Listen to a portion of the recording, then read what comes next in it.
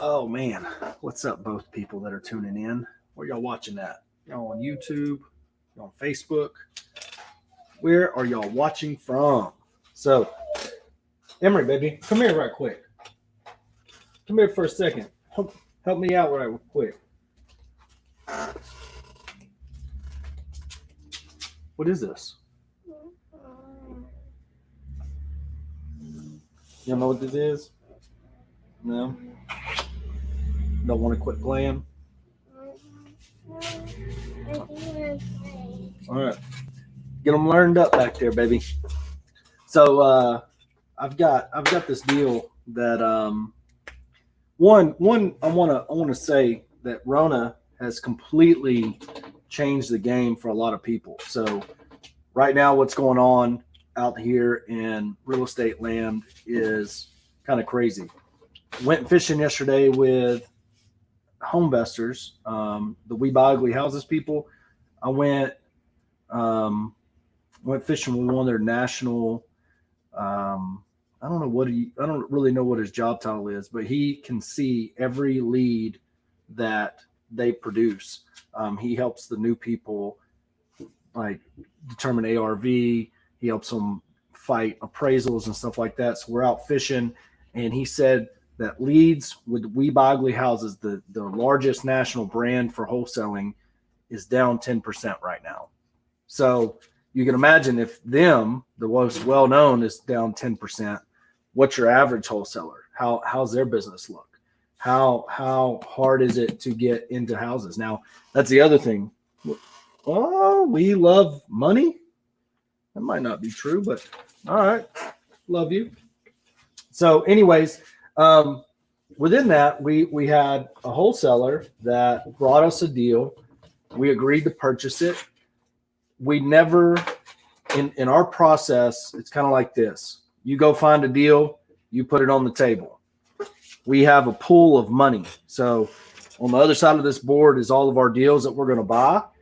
And we write them up there, and we put a lender next to them. So this lender, this lender, this lender. So we can decide which lender's funds we're going to use to close, what those terms are, how long those terms are. And we don't actually reach out to that lender until the title's clear, because there's really no point. You get a lender involved. You know, a lot of these people are people loaning us a retirement account, stuff like that. Unless they're going to need to wire money or something of that nature, they don't need to be involved. Okay. So title comes back, title's clear. We reach out to a lender. Lender says, well, I need to hold back my capital right now for whatever reason. We'll just blame it on Rona. What you got, babe? That's good. So need to hold on to my capital. I can't do this deal right now. No problem. So we basically have a meeting. We say, okay, what's this lender have? They have enough money to do our lake house. Okay. This is a very small deal, by the way. It's way harder to find $15,000. Oh, look at you, baby. So good. So good. So it's way harder to find $15,000 than it is to find $150,000. Most people think that's crazy, but there's not many lenders that want to do those small amounts. So these are private individuals that you have to reach out to. And those lenders that we have that will do that, we have one that's got $105,000 out with us right now, should close at the end of May. Another one has $17,000 out with us, should close on May 12th. So we're kind of just moving the pieces. All right. In the meantime, this wholesaler, I don't want to say he's freaking out in my DMs, but he's just in my DMs like, hey, you know, I need to communicate with Jacob, this and that. And Jacob doesn't need to be bogged down with a wholesaler putting pressure and leveraging to get a faster close, right? Because every wholesaler, especially ones that are in the big cities and in faster markets, they think everything out in rural America moves fast. They don't move fast. There's no other buyers for that deal. You couldn't find another buyer for it if you wanted to. You can't apply pressure. You can't use leverage to get a faster close because you don't have anything behind that. Who else is going to come close it would be my question. So we're sorting through that. He's messaging. I'm like, great. You know, we're reaching out to lenders. As soon as we have one, we'll close. He comes back and says, title has all paperwork prepared and ready to close. I'm going to set the closing. And I'm like, that's a lie. That's the first thing I think. That's a lie because I know the title company. It's our title company. Two, I do want to look at what you wrote. What'd you write? 3 + 4 = 7. Freaking genius. So he's got it, and he tells us that they have all the paperwork ready. Well, that's false because there's no lender paperwork, so he can't have all the paperwork ready. So I tell him, and I snap back at him, and maybe I was too mean, maybe whatever, but I tell him, I said, you just go ahead and set the closing date. If we have a lender at that closing date, we'll close. If not, we're not buying the deal. And left it at that, like, hey, whatever. He doesn't communicate with me. He should have came back and said, look, the reason why I'm in a hurry to close is because my seller needs the money because of this, this, and this. I don't think they'll extend. At that moment in time, I'll say, let me step in. I will reach out to your seller. I'll explain to them what's going on. It's a very simple process. On May 12th, we should have the money. Everything, it's just is what it is. If not, we'll find the money someplace else. We're still looking. It will be fine. It's $15,000. We will have it. I got a guy in Arizona that actually reached out about it, but it don't matter. We'll find the money. It's not that big a deal. It's just going to take another 2 weeks, a week, whatever it is. But the deal's going to close. It's not going anywhere. She can't sell it to anybody else. Nobody else is going to buy it. Don't worry about it. So, but he didn't communicate that with me. What he did instead was he decided to use leverage. He decided to go find another buyer. Didn't tell me, hey, I'm going to go find another buyer. I wish we could have done business. Appreciate your time. None of that. He just starts shopping the deal. Well, when he starts shopping the deal, people know, like, hey, Corey's evaluated this deal. Let me find out what Corey's opinion is. So people start hitting me up and asking me, hey, what's your opinion of this deal? I know you didn't want to close on it. What's your opinion of it? And I'm like, I don't think that's really what happened. But my opinion is it's a good deal. You should buy it. So I tell the wholesaler, I go back to the wholesaler and I'm like, what's going on here? Then he communicates to me all the seller's needs and problems and this and that. Doesn't offer to get it on there, doesn't offer anything. So my response back to him was, look, here's how this works. You were going to make $3,000 on a deal that otherwise you couldn't sell, right? So you're going to make $3,000 in an area where, we don't normally pay $3,000 finder's fees. If I wanted to go buy an $8,000 house in a town that people never heard of, I can go buy them all day long. So paying somebody $11,000 for that same house, it's just whatever. I mean, the money, the $3,000 doesn't mean that much to me. I would pay it to somebody that I see hustling and working, that has patience and everything else. But if you're going to leverage for a faster close, you better know you have your ducks in a row. You better know that you can close on it yourself, or that you got somebody to close on it, and you better be honest and transparent and all that stuff. Because what ends up happening when you leverage, when you do that, right? And then I'm sitting here going, you're just pressuring me to get a faster close. I don't know about the seller's situation. You lied to me about what the title company said. All of this, so I'm getting this fly-by-night wholesaler vibe, right? I don't think that's the case. I just think the guy's new. I don't think he knows what he's doing. I think he's probably bought some little fucking $35, $400, $35,000 guru course. He's getting internet leads. It's a simple system, but those leads are expensive. Okay.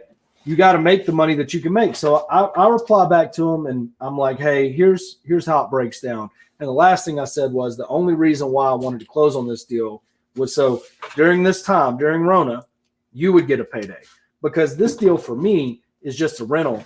I broke it down. It don't even cash flow. As it sits right now, it's cash flow neutral or cash flow negative. I'm literally going to have to pay money to own that property every single month. If anything breaks on it at all, it's going to cost me money.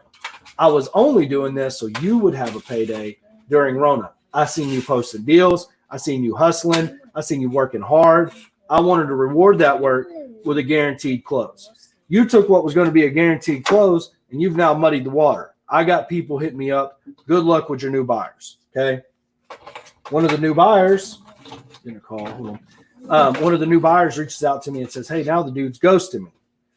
So what I don't understand about this situation is why?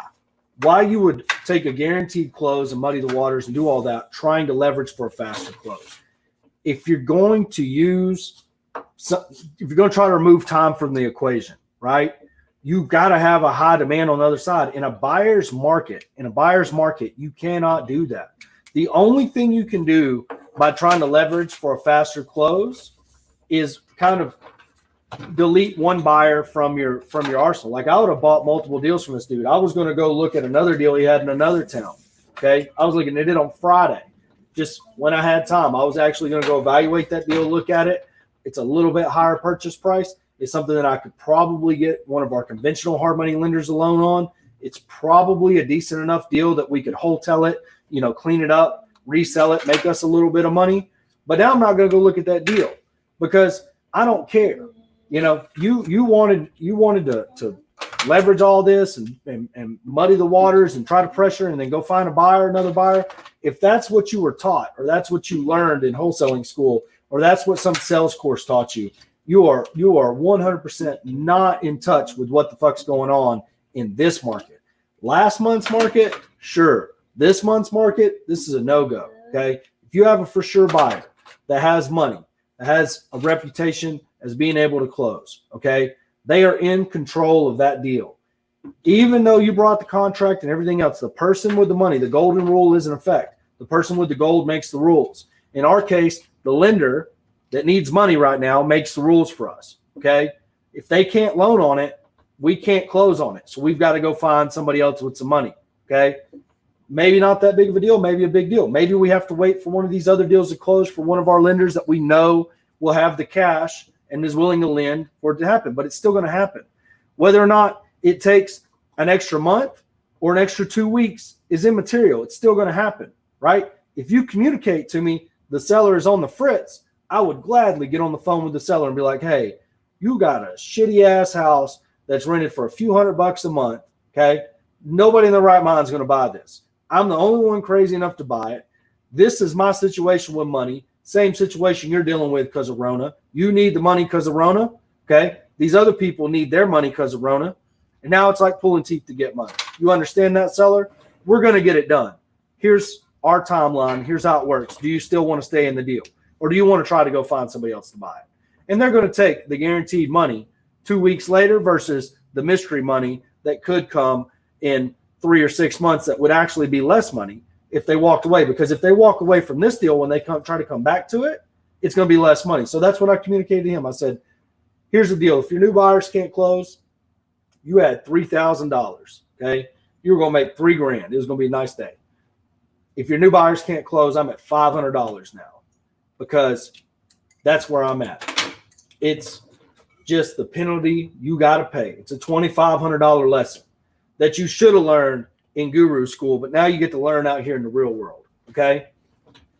You don't try to leverage. You don't apply pressure where you don't have the leverage. If you've got the leverage, if you've got 5 buyers behind them, you can apply the pressure. If you've got more options, you can apply the pressure. My daughter's sitting here where I break it down in dating terms. If you got more girlfriends, you can be an asshole to the one that you won't be an asshole to because, having one less girlfriend when you got 4 other girlfriends, having one less is probably a blessing. It's that simple. In life, in business, in everything that you want to do, that's the ultimate lesson, okay? So I got my scroller on the bottom. I meant to promote our lending, but we got hard money. We got hard money. We can loan hard money. The other thing that you can do, not on a small deal like this, but if you've got a $40,000 or $50,000 deal that you're running out and you want to be able to apply leverage to your buyers, look for your own funding right below, right there, okay? If you've got a lender lined out and you can close on it yourself, you can say whatever you want to the buyers because the biggest pool of buyers are on MLS. So if you close on it yourself and then you list it, you're going to still make the same money. I've been preaching this to a guy. He's actually doing a loan with us. He's got a deal. It's a $190,000 house. He has it under contract for $55,000. He wanted to wholesale it for $100,000. He doesn't have a buyer's list. I told him the biggest, he was worried about closing on himself. And I'm like, the biggest risk in this deal isn't the deal. The deal will rent right now and make money. No doubt about it. That's a $1,500 a month rental. You're going to make money. The biggest risk in this deal is that another wholesaler, a daisy chain wholesaler, or somebody else latches on, goes to your seller and bumps your seller, and then the seller won't come to closing. That's the biggest risk in this deal. Owning this deal is not near as risky as bumping your seller, because if you bump your seller, you're going to end up. So what he's going to end up doing with this is he's going to close on it for $58,000, and he's going to list it on MLS for $135,000. We're doing the loan for him. Okay, we're doing that loan. He's going to have to pay money for the loan and everything, but he's going to make a way bigger paycheck, and he's going to control the deal. He's not going to have to worry about blasting it out. All these, right now leads are hard to find. So if you don't think a fly-by-night wholesaler will come up and cut your throat for a payday right now, you are wrong. Okay, wholesaling has its own set of risks. I'm not gonna deny. If a house is bad off, like needs a whole bunch of repairs, you're probably not going to be able to wholesale it in this market. Maybe, okay, that would. But if it's move-in ready, if somebody can move into it and live in it right now as it is, wholesaling isn't very as risky if you've got a good meaty deal as trying to wholesale that thing and trying to make a $30,000 or $40,000 assignment. It's just there's going to be a daisy chain wholesaler that's going to jump in the middle. They're going to circumvent you. They're going to go start talking to your seller. Okay, whether they're lying to your seller or telling the truth doesn't matter. Okay, there's risk in all real estate. This particular deal, it was the seller's price, right? So the seller called him, I want $58,000 for this house. Call it lucky, call it good, it doesn't matter. He only wants $58,000. He's getting $58,000. Okay, the house does need a legitimate, $40,000 rehab to get to $190,000. Okay, no big deal, doable if you're in the flip business. But to be a rental, it don't need nothing. You might do a roof, you might fill in the pool or fix the pool, but other than that, it don't need nothing. No nada. Just put a tenant in there and let it cash flow. That's it. That's all it needs. So getting 130 for it in this market, maybe. But what if he only sells it? What if somebody comes in at 120? Made more money. What if they come in at 110? Made more money. What if they come in at 100? Still made money. If he thinks he can get a $100,000 assignment. What's up, girl? What are we doing? We are rich. We are not rich. I don't get it, Emery. Are we rich or not rich? I think we're rich. We got each other. Chunky girl. So, you see like glowing on the bottom? I do. There's a bunch of little people with crowns. I don't know what's going on there. But within this life lesson, if you want to apply leverage, line up your own funding. If you're in Texas, anywhere in Texas, any small market in Texas, okay, if you've got a deal that the loan will be, I don't know what our minimum loan amount is. Normally it's around $50,000.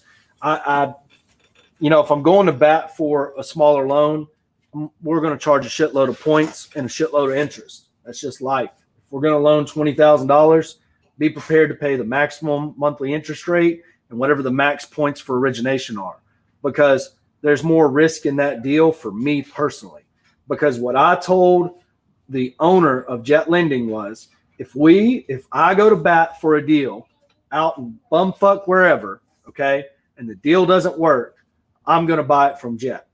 That's so I can provide value for y'all in the group so you can go out into smaller markets and do what we do, okay? I want to be able to do those loans for you, but if it's a small loan and you're trying to rate shop me, don't even come to the plate. Like, oh man, so-and-so will pay. We'll go borrow money from them, okay? I want to provide enough value to be able to go look at that deal. Not only, you're going to get my personal opinion of it, because if you bring me a deal, let's say you bring a deal in Hillsboro, Texas, small town on I-35. You say, I want to buy a deal in Hillsboro, Texas. I'm going to drive to Hillsboro and look at your deal, okay? And I'm going to break it down for you like a shotgun, because I want you to understand the risk that we're going through, and I want you to understand the risk of what you're going through, okay? I want you to know both sides of the coin. So you're going to get my honest evaluation of that deal. If you don't have money in the bank, if you're not ready to pay for an appraisal, if you're not ready to do any of that stuff, I'm not going to go look at your deal, okay? Flat out. if you're not a qualified buyer, if you can't service the debt, you got $0 in the bank, you ain't got no cash reserves, you're not willing to pay for an appraisal to go look at it, I'm not going to go evaluate your deal. Okay, you got to make it through the first step of the process because, I can't drive all over Texas looking at tire kickers deals. You got to have a deal. You got to have the ability to close it. You got to have the ability to service the debt. You got to have somewhat of a skill set, not a good skill set, great skill set. But if you're a first time flipper or something like that, you're going to have some skin in the game. But if you are experienced and you've already done deals in Dallas, Fort Worth, wherever, and you want to step out here, we can help you out with that. But before I commit to go look at it, you're going to have to commit to pay for an appraisal. If you're not willing to pay for an appraisal, then it's not worth my time because we loan off of appraisal, so the appraisal is going to be the big linchpin in this deal anyways. It costs $450 to get an appraisal, and I'm going to come out and look at your deal and break it down for you. So wanted to throw that out there. Want to help y'all out. R2R at Jet Lending. So you can put some pressure. You secure that funding. If you got a lender lined up and you got a wholesale buyer, you can apply pressure and know that if it doesn't go through, you can you can close it yourself. And if you're going to use your seller as the leverage, like, oh man, it's what's best for my seller if we close faster. Okay, well, you better watch out using that one because what's best for your seller, if your seller's needs are what's first and foremost at the front of the line, okay, you should either close on it yourself. One, that should be your first plan. If you're going to tell your buyer that's what's best for your seller, and what's best for your seller is that they pocket the equity that you're about to pocket. And that's real life. So if you're trying to leverage your seller's problems to get the deal closed faster, just know that if I'm working that objection, I'm coming back to you and saying, if what's best for the seller is for them to make your assignment fee.